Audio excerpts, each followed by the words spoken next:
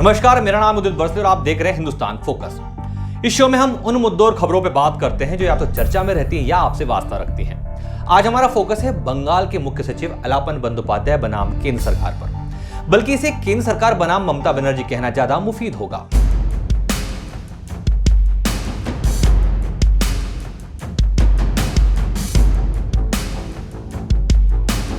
ये तो हम सभी जानते हैं कि बंगाल के मुख्य सचिव अलापन बंदोपाध्याय को मोदी सरकार ने केंद्र में बुला लिया है।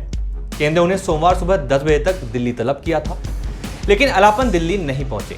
अब माना जा रहा है केंद्र सरकार अलापन के खिलाफ कोई कार्रवाई कर सकती है। अब केंद्र बनाम ममता की शुरुआत कैसे हुई है बताने की जरूरत नहीं है, आप लगातार खबरों में पढ़ रहे हैं। यहाँ इस बात को समझने की जरूरत है, क्या केंद्र सरकार किसी प्रशासनिक अधिकारी का राज्य से केंद्र में ट्रांसफर कर सकती है? संविधान में किन नियमों के तहत ऐसा किया जा सकता है? क्या राज्य सरकार केंद्र के आदेश के बावजूद अधिकारी के ट्रांसफर को रोक सकती है? और क्या केंद्र सरकार के आदेश को न मानने के कारण संबंधित अधिकारी पर कोई कार्यवाही की जा सकती है? क्या कानून में ऐसा कोई प्रावधान है? इन सवालों के जवाब से पहले आपको बता दें कि ममता ने कुछ दिन पहले ही बंदोपाध्याय का कार्यकाल 3 महीने बढ़ाने की बात कही थी, जिस पर केंद्र सरकार ने भी हामी भरी थी। ममता का यह भी कहना है कि बंदोपाध्याय के ट्रांसफर करने से पहले केंद्र ने किसी तरह की उनसे कोई चर्चा नहीं की।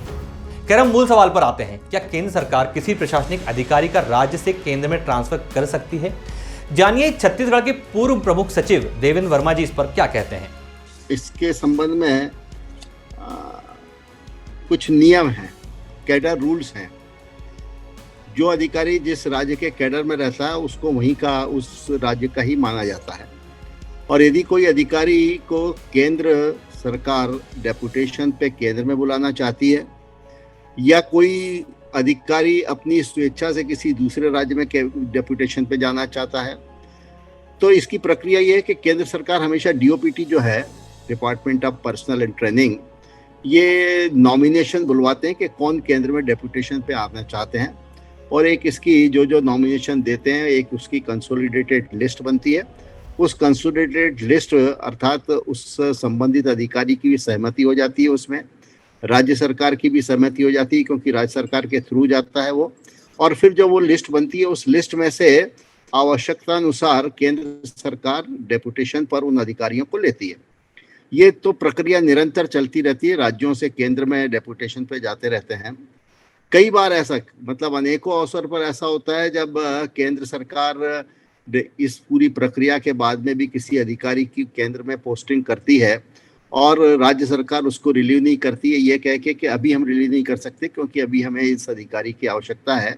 और फिर बाद में 6 महीने 8 महीने के बाद में या जब भी कभी उस केंद्र राज्य सरकार को सुविधाजनक लगता है, रिलीव कर देती है और वो केंद्र में डेपुटेशन पे चला जाता है या दूसरे राज्य में डेपुटेशन पे चला जाता है।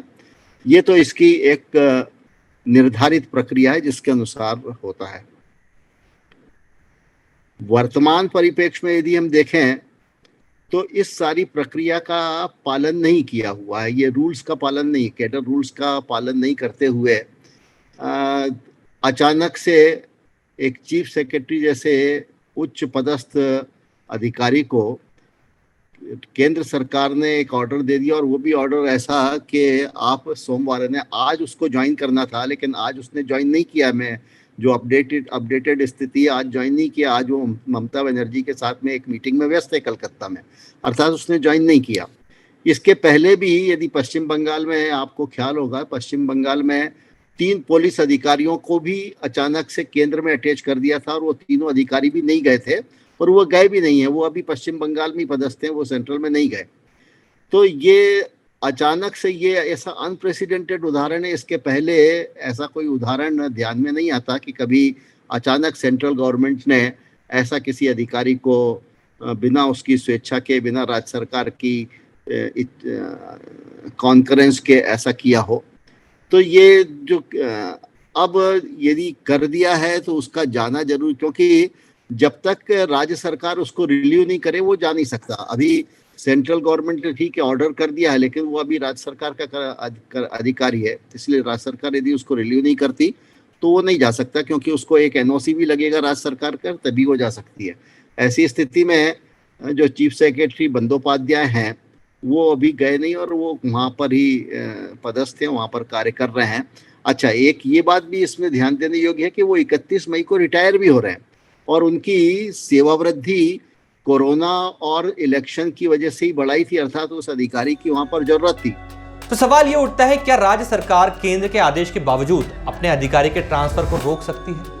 देखिए क्या है कि उसमें ये है कि यदि ऐसी स्थिति में भी, जैसे कॉन्फ्रेंस तो लेते हैं, लेकिन ऐसी स्थिति में भी यदि सेंट्रल गवर्नमेंट किसी अधिकारी का डेपुटेशन पे लेने का आदेश एक तरफा कर देता है, तो ये राज्य सरकार के ऊपर है कि वो उसको रिलीव करे या नहीं करे। इसमें कोई केंद्र सरकार इसमें किसी प्रकार का हस्तक्षेप नहीं कर सकती। ये पूरा राज्य सरकार के क्षेत्राधिकार की बात है। कॉर्डियल रिलेशन हो तो बात अलग है, लेकिन जैसी स्थिति पश्चिम बंगाल में है तो उसमें तो यदि नियम के हिसाब से तो कोई आवश्यक नहीं है कि उसको रिलीव किया ही जाए, वो रोक सकती है। और ऐसे जैसे मैंने आपको पहले बताया, कई अवसरों पर जब सहमति से होता है तब भी राज्य सरकारें रिलीव नहीं करती है, 6-6 महीने 8-8 महीने उसके बाद में करती हैं। तो ये तो राज्य सरकार के ऊपर है, इसमें केंद्र सरकार का किसी प्रकार की वो बनती नहीं है बात।